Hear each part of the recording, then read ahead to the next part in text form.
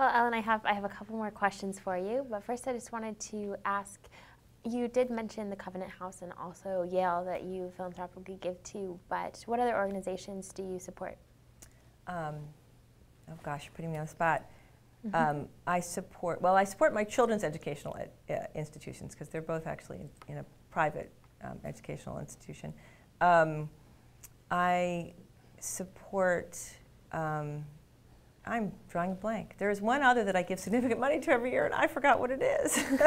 No, that's great. Well, I can. But it's targeted. I mean, it's really what I consider to be a significant amount of money to 3 or 4 organizations, and I still will support friends who are doing the polar bear plunge, to raise support for their favorite thing.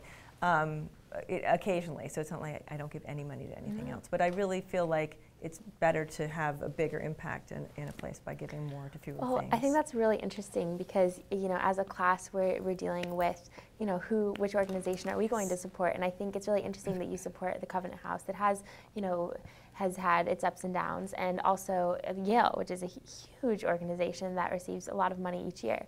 And I know Stephen touched on this a little bit, but what advice do you have for us as a class that is, looking into huge organizations, but also looking locally into small organizations like the Columbus House, that is, that's in, not the Covenant House, but it's around New Haven, and it's a smaller organization. But we're also looking at Against Malaria Foundation, which is in Africa, that is a huge organization that supports a lot of children. So what advice do you have for us? Yeah, I mean, it's hard to make those decisions. Well, I think it's useful to think about what your mission is. I think for me, I decided that I would pick a couple of things that I wanted to promote. They're mostly in the education-related area, although Covenant House isn't exactly in that. I don't know. I think it's a really hard question because you have to decide: are you going to support something that has a broad reach and a broad impact, but maybe not as high an impact necessarily, or are you going to support something that has a real focus and is in your own community? This is a real debate. Do you support something across the ocean? Do you support something next door? We have this debate for Yale Service. Do we do all of our trips abroad, or should we start doing trips in the U.S.? There's so much to be done. The better question might be, can you develop some kind of philosophy or mission that you can stick to? That's really, and you're in a sort of unique situation. You're not an organization that's going to go on for a long time with this. So I think it is very difficult. But I do actually think that, I don't know if you have the option of giving a little bit of money to a lot of different things. I do think that a lot of money to a small 1 or 2 organizations probably has more of an impact. Great, thank you. Sure. Well, Ellen, thank you so much for sharing your insights and your time and talent today. You're welcome. I'm so happy to do it. With our students. And thank you, students, for those really searing questions of our guest, Ellen Gibson McGinnis, the Chairman Emeritus of the Yale Board of Governors. It has been a wonderful... Can someone move the teleprompter to the end?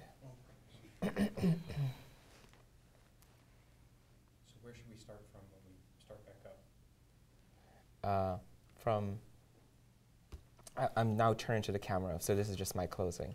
So keep looking at her and then... Okay. Maybe I won't even read this. Just let me see what I had written. Maxim, if you could start by thanking her again, and then close, and give it a nice pause. Okay. So Maxim, start from looking at the students, then turn and make the end spiel, please. Okay. Scroll this a little bit. Scroll so I can read the whole thing.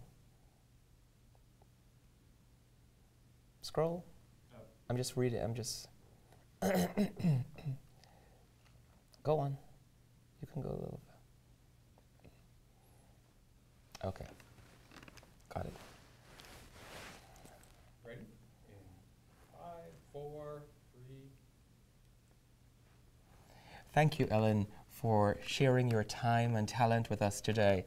It is so important to have people give their knowledge to help us with these difficult questions in this time of great inequality, but also great wealth to help change the world. And thank you, students, for your insightful and searing questions of our guest, Ellen Gibson McGinnis, the Chairman Emeritus of the Yale Board of Governors. It has been wonderful doing today's program on philanthropy in action. Ellen shared with us how important it is to be passionate in supporting organizations that are making a difference. And I ask you, what are you doing to change the world?